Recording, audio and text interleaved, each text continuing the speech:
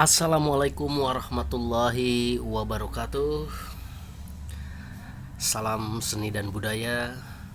Selamat pagi, siang, sore, petang, selamat malam bagi teman-teman, bagi rekan-rekan yang sedang melihat video ini. Selamat berjumpa kembali dengan saya Ahmad Effendi. Semoga semuanya ada dalam keadaan baik, ada dalam keadaan sehat, lebih baik, lebih sehat lagi dari hari-hari sebelumnya. Dan semoga kita selalu ada dalam lindungan yang maha kuasa. Amin ya rabbal alamin. Pada pertemuan kali ini, pada channel kali ini, seperti sebelumnya saya membahas tentang seni budaya Nusantara. Dan kali ini saya akan mencoba mengulas tentang seni budaya Nusantara dengan pokok bahasan seni tari. Sebelum dilanjut, jangan lupa subscribe, like, dan share biar ternotifikasi, bunyikan loncengnya biar terus mendapatkan materi-materi yang akan disampaikan, baik itu seni musik, seni teater, ataupun seni sastra. Saya ucapkan terima kasih yang sudah like, yang sudah subscribe. Semoga apa yang disemogakan dapat terwujud. Yang sebagai siswa, siswi yang sedang belajar, mudah-mudahan menjadi orang-orang sukses di masa yang akan datang. Langsung saja, karena waktu juga sangat terbatas video ini, kita akan coba membahas tentang seni tari. Pengertian seni tari dulu. Tari, apa itu seni tari itu? Atau apa tari itu sih? Gitu kan. Ini secara singkatnya, tari adalah suatu gerak tubuh yang secara berirama senada dengan alunan musik yang dilakukan di suatu tempat dan waktu tertentu untuk diekspresikan, mengungkapkan suatu perasaan, maksud, dan pikiran. Itu secara kalimatnya. Kita akan coba jelaskan tari seperti tadi itu. Jadi gerak tubuh yang secara berirama senada dengan alunan musik. Itu bagaimana gitu kan? Bagaimana kalau kalau tari tersebut tanpa adanya musik gitu kan? Tanpa adanya alunan musik, apakah itu disebut sebuah tari? Gitu kan? Di sini perlu digarisbawahi juga secara berirama gitu kan? Berirama. Jadi ada sebuah pertunjukan tari yang memang tanpa adanya alunan musik, tapi secara berirama, karena nanti akan dijelaskan bahwa unsur dasarnya apa? Gerak. Jadi gerak tubuh gitu kan. Gerak tubuh yang utamanya gitu kan.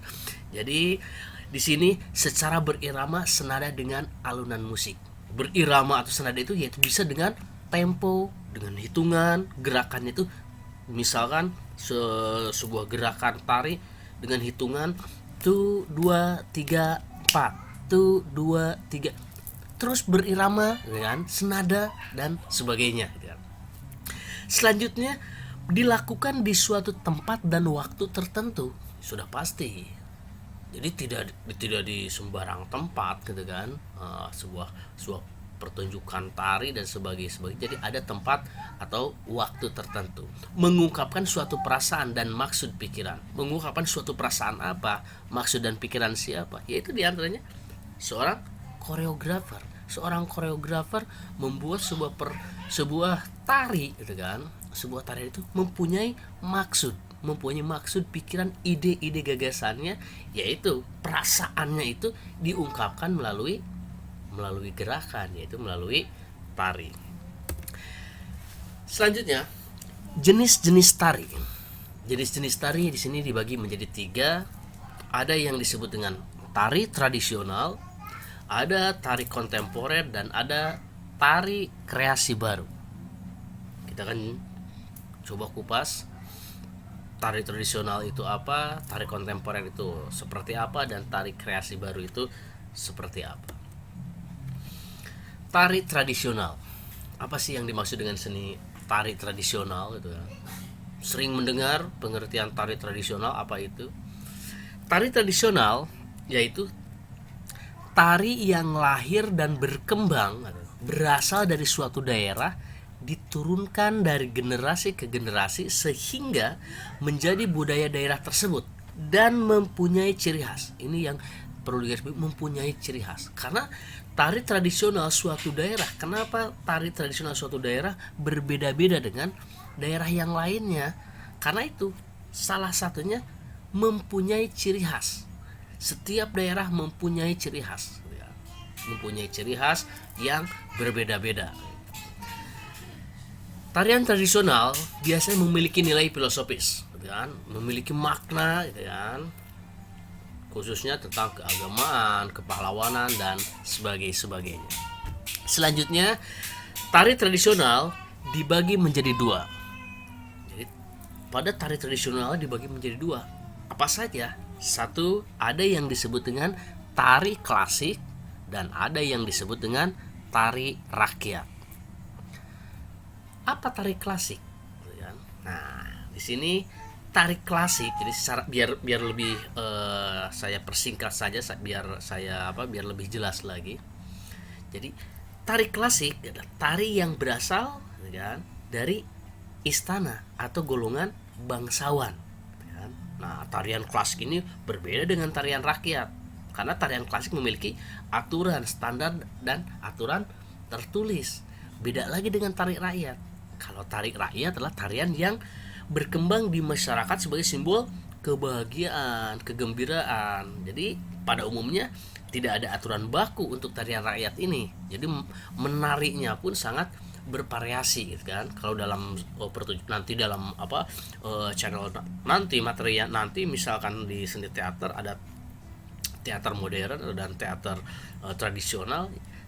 Teater tradisional lebih improvisasi, gitu kan, improvisasi. Nah, seperti itu kurang lebihnya. Jadi di sini kalau tari rakyat gerakannya itu lebih bervariasi, gitu kan. Kalau tari klasik ada standarnya, ada aturannya dan sebagainya. Selanjutnya, tadi pada jenis-jenis tari itu, sekarang kita kupas tari kontemporer. Tari kontemporer apa? Tari kontemporer, jadi tari kontemporer adalah jenis tarian yang terpengaruh dari modernisasi, ya. Nah, jadi tarian ini bersifat bebas, jadi lebih bebas, tidak terikat seperti tarian tradisional yang mempunyai vakum. Tapi ini karena apa lahirnya? Terpengaruh oleh modernisasi, berkembangnya zaman seperti sekarang. Dan sekarang yang ketiga adalah ada yang disebut dengan tari kreasi baru. Apa yang dimaksud dengan tari kreasi baru? Tari kreasi baru adalah pembagian dari seni tradisional, kan? Jadi gerakan untuk menari ini digabungkan atau dikolaborasikan dengan jenis tarian yang lainnya. Jadi ada kolaborasi. Tari kreasi, jadi tari kreasi baru dibagi menjadi dua.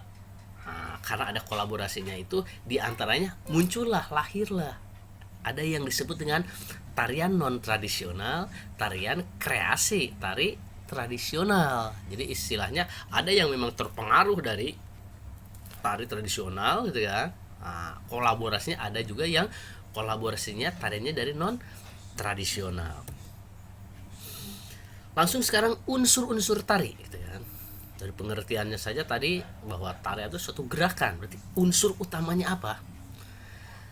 Unsur yang utama, unsur yang pertama pada seni tari ada yang disebut dengan ragam gerak, atau istilah dalam tari itu disebut wiraga. Jadi unsur tari ada yang disebut dengan wiraga, ragam gerak. Jadi elemen yang paling penting dalam tarian, karena sebuah tarian tidak akan disebut tarian kalau tidak ada gerakannya. Jadi di sini gerakannya sangat berbeda-beda, jadi beragam. Gerakan dalam nilai tarian harus memiliki nilai estetika, keindahan, sudah pasti dibumbui dengan ekspresi, emosi. Nah, bagian tubuh yang sering digunakan adalah bagian tubuh atas, tengah, dan bawah. Jadi dalam tubuh juga dibagi menjadi tiga. Ada bagian tubuh atas, tengah, dan bawah. Yang kedua, ada yang disebut dengan wirama. Tadi wiraga, yang kedua wirama atau irama dari musik yang dikeluarkan akan membantu mengiringi gerakan penari atau istilahnya musiknya. Jadi wiraga, yang kedua ada yang disebut dengan wirama.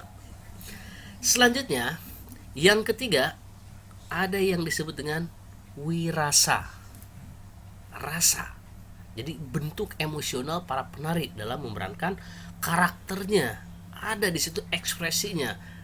Kalau dalam seni peran ekspresi gitu kan, penjiwaan. Nah, kalau di sini dalam tarian disebut dengan wirasa.